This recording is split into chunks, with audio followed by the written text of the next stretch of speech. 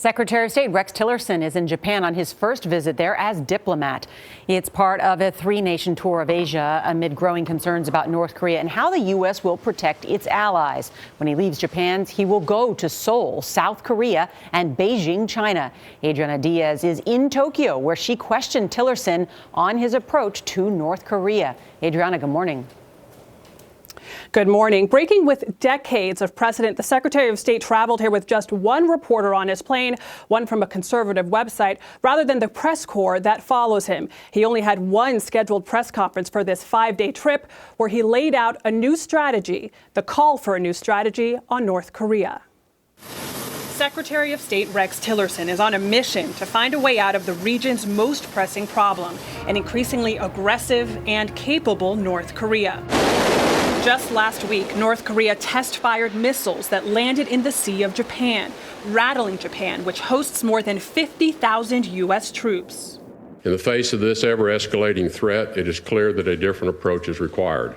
When asked, he gave no specifics to what that new approach is, but any strategy will need China, the only country with real leverage over Kim Jong-un. Secretary, how will you get China on the same page as the U.S. to defuse the threat from North Korea? We do believe they have a very important role to play. China is a major source of economic trade and activity with North Korea, so we look to China to fulfill its obligations and fully implement the sanctions called for in the UN resolutions.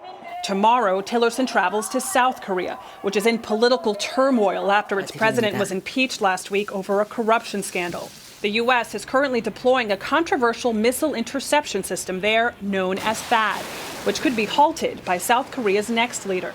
China vehemently objects to THAAD over fears its radar could peer into China.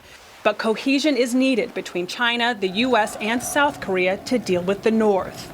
North Korea and its people need not fear the United States or their neighbors in the region who seek only to live in peace with North Korea. China suggested that North Korea halt its missile program in exchange for the U.S. and South Korea stopping its joint military exercises. The U.S. rejected that idea. Despite these diplomatic challenges, today the Secretary defended the White House's proposed 29% budget cut to the State Department. Charlie?